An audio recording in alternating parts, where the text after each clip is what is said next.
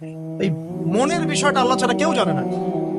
আপনি দেখতে পারেন সমাজে অনেকে দাড়ি টুপি পাগড়ি জুব্বা সব লাগিয়ে ঘুরছে, তো বিশ্বাস করেন তাদের মনটা এমনও হতে পারে যে জানোয়ারের চেয়েও কুৎসিত, এমনও হতে পারে।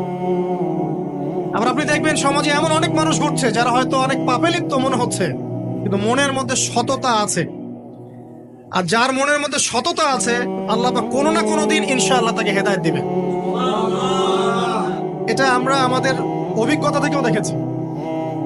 এমন অনেক মানুষকে আমরা দেখেছি যে ড্রাগ এডিক্টেড ছিল, মিউজিক করেছে,